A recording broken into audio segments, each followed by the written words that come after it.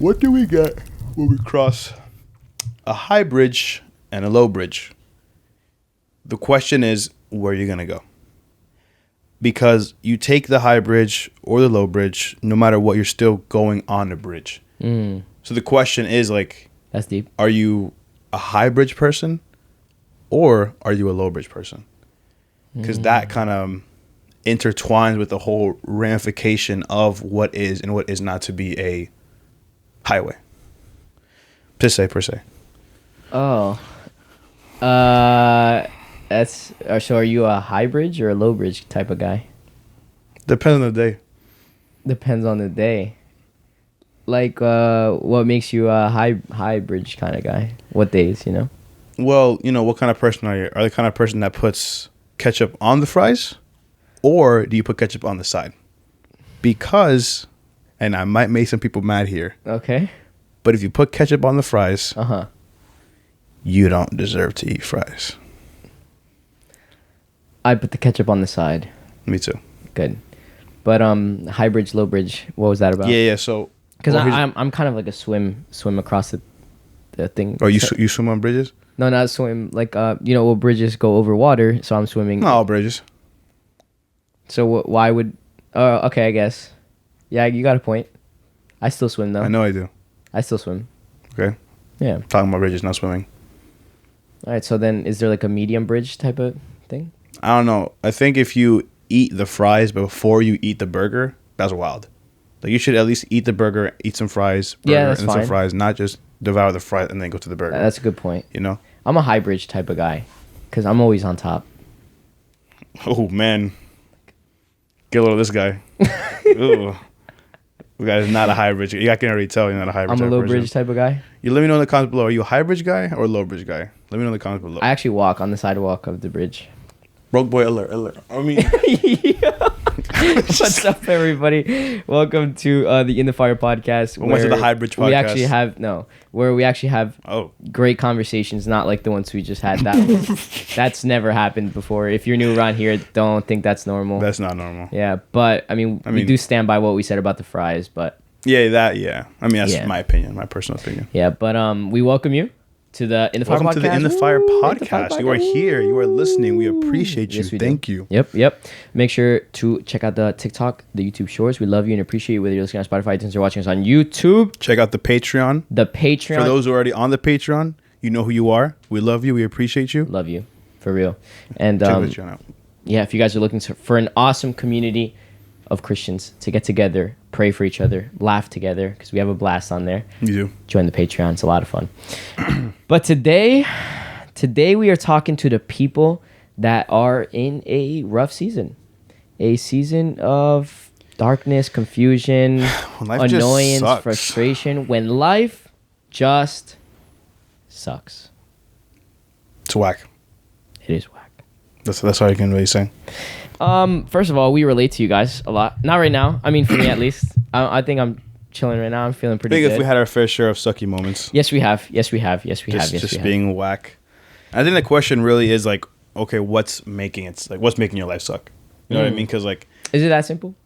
I would say. I mean, you know, we have to like see why are we being bothered. You know, like what's making life suck. It could be something happening, like you have no control over it, and then you feel a type of way about it. Because that just happens. That's just life. I think it gets pretty complicated very quickly. How? In a way. Because I think a lot of factors can go into this. Yeah. Yeah. And something I wanted to express is, first of all, for you people that are feeling discouraged and in this season of discouragement, darkness, whatever you may call it, it's temporary. Yeah. It's not forever. I was going to say the same thing. And in the moment, it might not feel like that. You might be like, bro, I've been in this for so long. I don't see a way out. You know, whatever it is. But it is temporary. That's so cool. That's so cool. I remember I wanted to say that too because a while ago, I forgot which episode I said it on, but I was talking about this whole situation where I was just kind of going through it. And I was like in that like just whack, life sucks. And the prayer I got that literally like, it wasn't anything crazy. It wasn't like some crazy word. Yeah. The thing that God told to me when I got prayed for was, it's not going to last forever. And that sentence, literally, I was like, how foolish am I? Like, that actually helped me out so much. Just knowing that. Yeah. And it didn't. Like, that was a while ago, and I'm good, you know? So that simple of just like, yo, first off, however you're feeling, it's not going to last forever. The way our friend says it, that your pain has an expiration date. Like, it's just, I like that. It's not going to last forever. I like that. So that's like the one key thing. Like, I have a verse that goes along with this, and I think this verse is really beautiful. And it's a reminder to us, right? We have Ecclesiastes 3, 1-8. It's titled, A Time for Everything. For everything there is a season, a time for every activity under heaven, a time to be born and a time to die, a time to plant and a time to harvest, a time to kill and a time to heal, a time to tear down and a time to build up, a time to cry and a time to laugh, a time to grieve and a time to dance, a time to scatter stones and a time to gather stones, a time to embrace and a time to turn away, a time to search and a time to quit searching, a time to keep and a time to throw away, a time to tear and a time to mend, a time to be quiet and a time to speak, a time to love and a time to hate, a time for war and a time for peace. Sheesh. The Bible says that. Crazy. Deep. Bible's deep. Deep. Where's that? Where did I read that? Ecclesiastes 3, 1-8.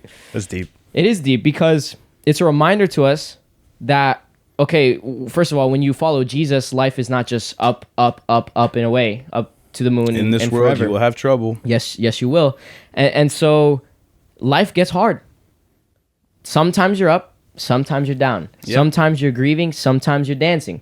Sometimes there's peace, and sometimes it feels like you're in a war. This is how it goes. This is life. Life is going to throw curveballs at you. If you're in a season that you're feeling fantastic, there will come a time, and this is not to like discourage you, but there is going to come a time where you're going to feel discouraged again. And for you that feel discouraged, there's a time to dance. It's just how life goes. It's always a constant roller coaster. And the cool that we're talking about this because I was in a life group, and we just started talking about different things, and we got to this conversation of growth. That there is this like law of growth that you can't go away from, right? Like we are born as babies. We grow up. Our bodies grow. Everything grows. Flowers grow from seeds. Like there's growth. And then when it comes to, I don't know, anything, a profession, right? If you want to learn a guitar, like you grow by playing it every single day, right? It's not like as soon as you grab one, you can't just be a professional, right? You have to spend time. You have to learn. Whether you want to be a mechanic or something, you can't just show up and like act like you're like the best mechanic. You're not. You have to work and be there for a long time. That's why experience is so amazing and so important. And so when we were talking about this conversation, in the same way, that law of growth, I thought about that verse that says, what was it? Take joy or be joyous when you go through trials, because that will test like something about perseverance, whatever it says about that, right? And so it's like the same way that a person who wants to play guitar has to play the guitar to play it, to learn it, to become good. The same way as a mechanic has to work every day, work at it, spend time on cars to become a good mechanic. For us to grow in our faith in God, we have to go through trials. Right. So the way we gain, because the thing is, when we go through trials, we go through these hard times. The reason why James says like be happy is because after you come out of this, you're gonna have more faith in Him because He's gonna deliver you from it, or whatever the situation is that's making whatever season you're in, whatever it is that's going on. After you come out of it, you're gonna have more faith in God, and you're gonna see God's hand, how He helped you go through this. And so after, you're gonna be like, wow, like God helped me. And so it's like next time, because back then He helped you there, He's going to help you here. Yeah. And so we go through these trials the same way, we play guitar to learn it, whatever. We go through these trials to gain more faith in God. So that next time we could be like, oh, I know God's got me. I know God's got me. God's done it before He can do it again. Wow. So that was just a cool thing that reminded me of that. So out of everything you said, it's a reminder to everybody that your trials are not for nothing. Your storm, your war, whatever it is that's going on in your mind and your spirit and your emotions and your environment around you, it's for a purpose. It's for a reason. And God causes it all to work together. Yeah. That's beautiful. Yeah. That's beautiful because, like you said, your faith in all this grows. And I feel like it's kind of not easy, but we tend to feel bitterness towards God when you've been in some of these things, because it's like God, and it's kind of hard not to. Exactly, because it's kind of like, God, you promised this.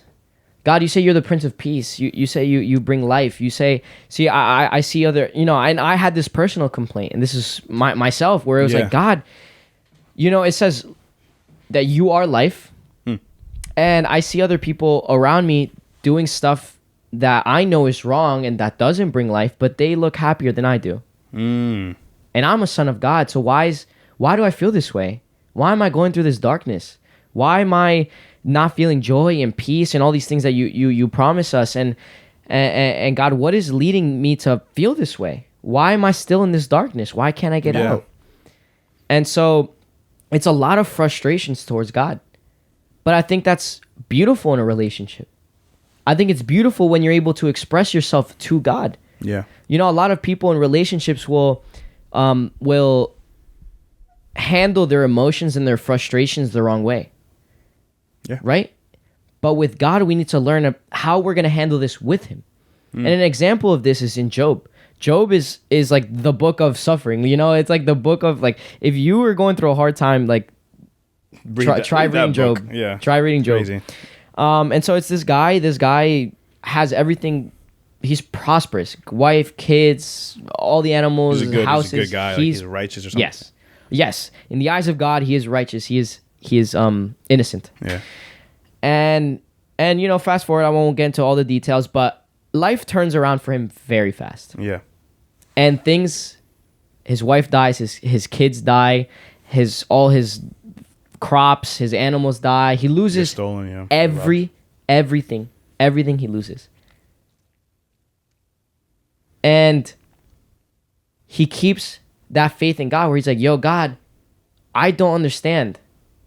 But I'm not gonna say you're wicked, or I'm not gonna say that you're wrong or something. I'm just gonna, even his wife, right? His wife was like, just curse God and die. Yeah. He's like, no, I'm not. I'm not gonna do that. But obviously, we see it through the progression of the book that Job has his moments where he's like, God, I don't understand. Yeah. You say you're just, but I haven't done anything wrong. And that's the thing. They call him his friends. His friends show up, and they basically, the whole book is kind of like a debate between, like, is God just? Like, and so his friends are like, you have to have done something wrong. Yeah. His friends are like even coming up with random accusations. They're like, maybe you did this because you have to have done something. They're like, the wicked get punished. Like, they die. So like, obviously you did something. Like, you had to do something. He's like, guys, I didn't do anything. And this whole debate and everything. He's like, he even said, you guys are not helping me at all. It's better you guys have not been here. It's crazy. And that's how a lot of us feel a lot of times, where it's like, God, all this bad stuff is happening. Did I do something wrong? Are you punishing me? Is all of this because of something of a decision I made, or because I said this? God, is this how you are? And so we kind of relate that to how God is with us. We say, oh, God, punishes us and disciplines us like that, where it's like everything is going wrong because I did this. And so basically at the end of the book, God has this really cool way of answering Job. It's not like, you didn't do anything wrong, I am just. No, like, God doesn't go to defend his character. What he says is basically in the terms of, Job, your perspective and your mind is way too small to understand the complexity. Anything. Basically anything. I love that part, because the way he comes down, God's like, brace yourself like a man, because I'm gonna ask you some question. You better have some answers for me or something. Yeah. He just says that. And he's just like, he's like, where were you? All this is so cool. Where were you when I made this? Read that part, man. He's just like, brace yourself like a man. Oh, and so Job understands this to the point of, I'm not God. I can't see everything. I can't, like, a lot of people will say, if I was God, there would be no suffering on the world. This, and it's like, you try being God for one day. Like, you can't. Don't even say that. Exactly. Nobody's saying that. Exactly. And so Job understood. He's like, okay, like, I'm not God. My perspective is super small. Yeah. He's over here, who knows, probably stopping planets from colliding and destroying the entire Earth. And I'm over here like, yo, my life sucks. Like, and that's not to dismiss our difficulties, because it's true, but it's a reminder that God is so much bigger, and God is working in the small details that you cannot see. our minds are so limited. Our eyes are so limited. Our ears, everything about us humans are so limited. And God is saying, I am so much bigger. I am so much bigger, and I'm taking care of you and your life, and I'm looking at all the tiny, tiny details. I've got you. Don't you worry. And everything gets restored to Job. Yeah. He gets like double or something, right? Yeah, he gets double. But it's not because of his, like, it's not because of him. God just blessed him. Like, God just gave him a gift. He's like, here, I got you a gift. Yeah. And I think after, like, you know, God just laid it all down, like, you know, on Job. I think Job was like, he even said, like, I have nothing to say. I can't say anything. Cause that's just how insane, how crazy, how big God is, and how little we are, and how little our minds and our brains, our minds are. It's just like that realization that he was just like, I have nothing to say. Yeah. And it's crazy. Yeah. And so it's funny because at the end of his debate with his friends, he's like, you know what? I want to speak with God himself because I need to like figure this out, because clearly us four arguing is not bringing me anywhere. And so it's really cool that he's like, I need to speak with God. You know? And so a lot of us, for us, it's an encouragement. This episode is when you are feeling this way, when you feel like everything around you is going wrong, whether it's finances, maybe you're out of a job, maybe you have a lot of things going on in your family, maybe your relationships are falling apart, maybe you're just suffering internally with emotions and thoughts. Your thoughts just won't stop racing. I know how that feels. Yep. It's like, God, I need to speak with you. I have these frustrations. I don't understand what's going on here. What do you want me to do? How do I deal with this? And so we run to God. And something that's been hitting me is a lot of us run to God when things get really hard. Yeah. And I pray to God. I've been praying this for a couple days now. God, I don't want to run to you with that fire and that desperation only when life sucks. When I'm feeling really good and I'm at peace and I'm actually enjoying life, I still want to run to you with that same fire. Because I don't like treating God like my ambulance, my like fire department, where it's like when something gets on fire, God, I need you. God, I need you. But it's like when life is good, I want to be able to be like, God, I need you. God, I still need you. Because I do. Because me feeling this way was a gift from him. You think I just did it on myself, just gave myself peace? No. What the heck? People are like, yo, I slept an extra few hours, so I'm good now. Like, yeah, first of all, health takes a big... I was going to say... is a big deal. Good stuff. I was going to get into that, because I was like, a lot of times, again, things just happen, and we go through stuff, you know, especially like being young, like so many things in our minds. We're always thinking about stuff.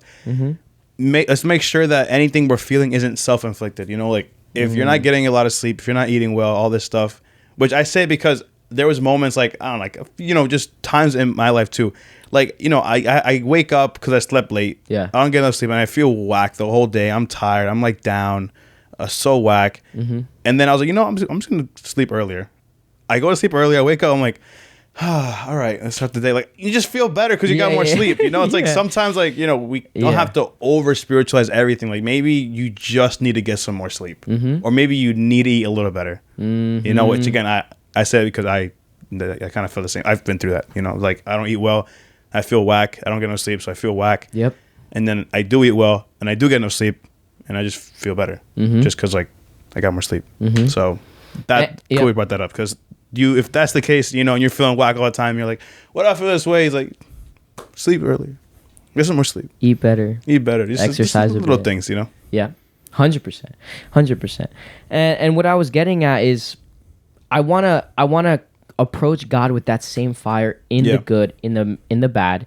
I want to read my Bible and not just be like, oh, life is sucking right now, so I need to pray more. I need to read my Bible more.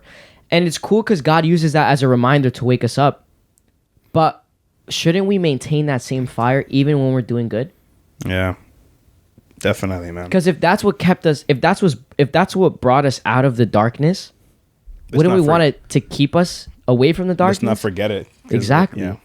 And so, and I think it's just something I don't know, because that reminds me of the Israelites. Every time they got overtaken and they're just crying out to God, and God hears them, and then God sends them a judge, or he sends them something, and then like they get good and they're chilling, and then they, go worship other gods, and then they get overtaken again, and then they're like, it's like something that we have, but it's like we can't do that. No. When he does save us, when he does help us out, it's not just there for the bad times. We want to live with him through everything. Yeah. And so I also want to say, when you are living in this season, when you're in this season of, I guess, darkness, how do I word this? I'm blanking out right now. Hey, you got it. Give me a second. You got it. Do you want to say something? I'll say something. All right, let me. All right, you got it. You go. You go. So something else I want to say too, because you were kind of hitting on it. Like, we have to be aware of like what we're running to in these moments too, because, just sometimes we can just run to things that aren't God. Like we talk about that a lot. Just like running to things that aren't God to give us some sort of peace, to give us some sort of like whatever, so we don't feel what we feel. Yeah. And like you said, like, we got to run to him, and just a little quick, this story or dream I had a while ago. I had this dream. I was with my stepdad. We were in a mall. We were going to a mall, and we were in the mall parking lot. And as we were parking, I saw this guy. Like, this guy, he was armed. He had like he had like all this crazy stuff, and it was scary because, like, he was gonna, whatever, he was armed. Yeah. And so I saw him, and I was like, I told my dad, said, yo, hit the gas, like, we gotta get out of here. And this guy started like chasing us.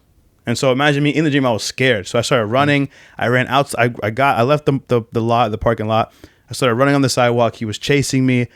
I ran across the highway, and he got on a motorcycle, and he started chasing me with the motorcycle. And like, this was scary, right? Yeah. So eventually I see this tower, this little tower with a ladder on it. And for some reason I just go to it.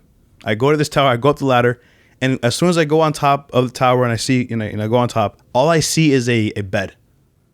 I see a mattress and I see a pillow. And I remember I got up there and I was like, this is not going to protect me. This is stupid.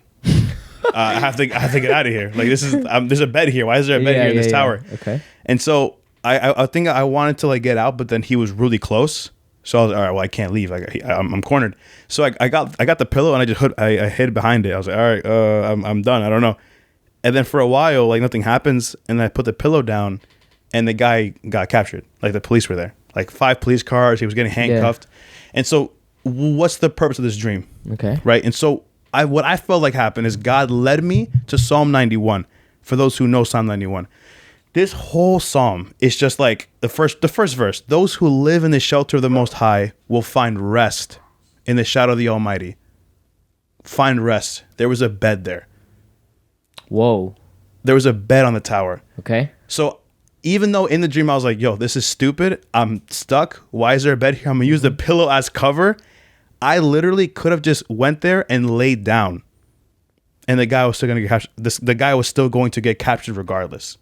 I could have relaxed. I could have rested, right? Even you go down more the verse and you see verse 8, just open your eyes and see how the wicked are punished. He was getting captured. He was getting handcuffed right in front of me. What? If you make the Lord your refuge, if you make the Most High your shelter, no evil will conquer you. No plague will come near your home. He was captured in front of me. He was arrested right in front. He didn't come into the shelter. Right. I was good. I was like everything. In 14, the Lord says, I will rescue those who love me.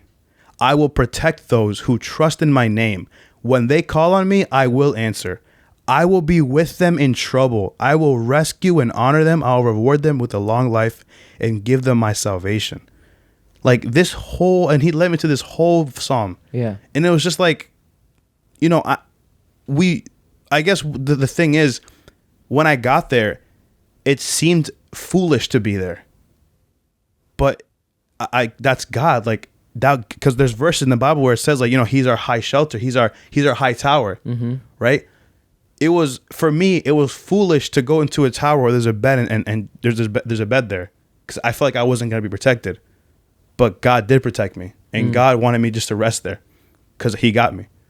Wow. And so it's like, the thing is, maybe it's for some people, you know, with that dream, you just gotta run to God and like lay down and relax.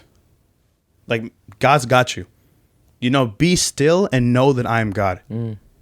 Like just like the dream. You know, God wanted me to lay down in the bed because I'm chilling. Like, I'm fine. God's got me. Maybe you gotta just relax, take a deep breath, like lay down, and know that God's got you. That if you rest in his shelter, like, he will protect you. No trouble will come near you. Like, he's got you. Just in that dream. I could have just, as soon as I saw that bed, I could have just laid down and like took a nap because the guy was going to get captured regardless. You know, and that guy like symbolizes any trouble that you think is coming after you. You know, any trouble, any stress, whatever's causing, whatever it is that's, you know, whatever it is, like, God's got you. Just rest in that. Just rest in that. Just go on. And I wanted to share that because it was such a cool dream, just to show that, like, even though it might seem foolish to go to God because we want to go to other things, like, in reality, God is the one who will protect us. God is the one who will save us, who will keep us in peace, who will give us what we really need. Maybe you got to go to him. Dang, I'm thinking about the dream now. Yeah. It reminded me a lot of Elijah, where he goes into the wilderness from just... Oh, yeah. And he's just like, yo, God, I want to die. Crazy. And God's like, here's some food and take a nap. He wakes up, eat again. Eat again, take a nap again. Wow. Crazy, right? Because it was basically the same thing. He was running away because people were threatening him. They were like, oh, we're going to kill you. He was depressed? He was depressed, and we're like, we're going to kill you. We're going to kill you. And he was running from them, and he ended up in this wilderness. And then God's like, sleep, eat, and then we'll carry on. Crazy. Wow. And so it reminded me a lot of yours because he's like, here's the bed, chillax. I got you. Like, the guy's gonna get arrested. Like, you're good. You don't gotta worry. You're chilling. But I had to go to the tower.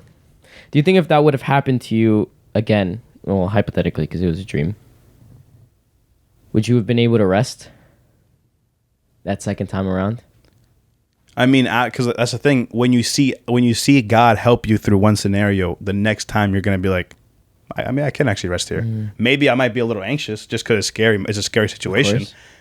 But let's say maybe after the third time, maybe the fourth time, I'm chilling. Yeah. Yeah, that's beautiful. That's beautiful.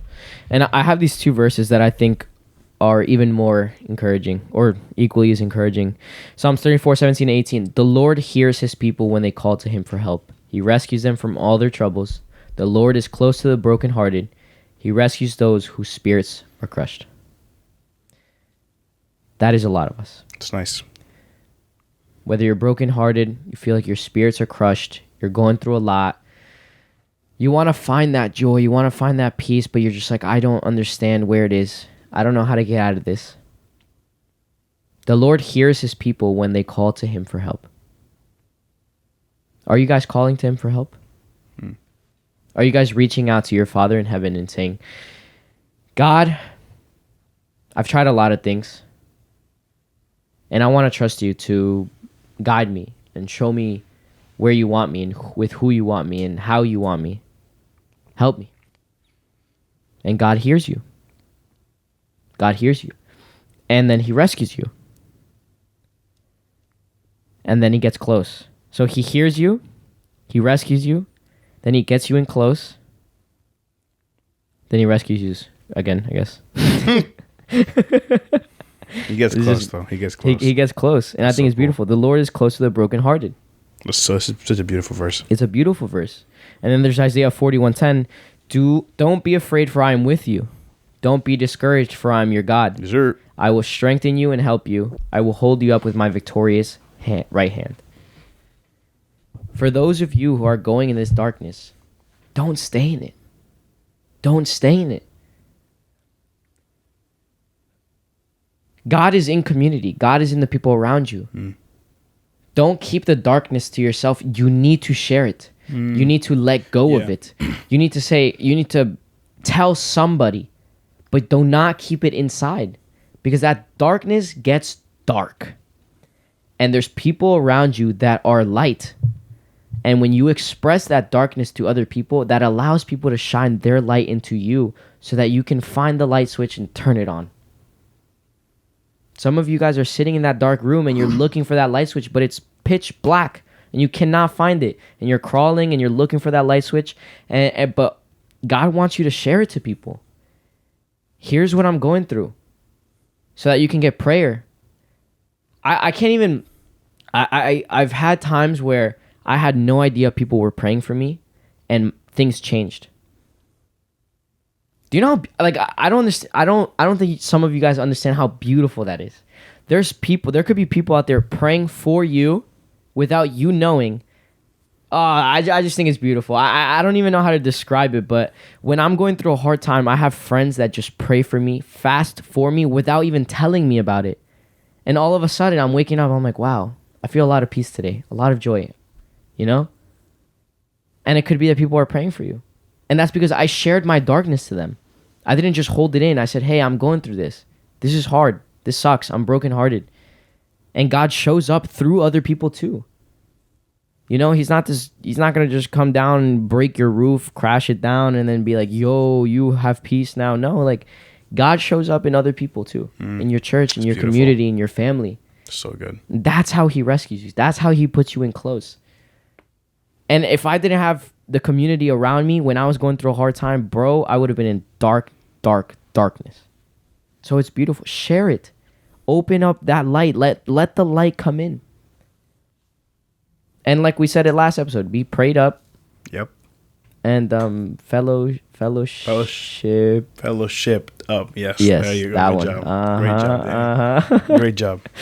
Great job. Fasted up, Bible read up, all of it. All of it. You got to remain close to God because God is that light. If you're in darkness, God is that light.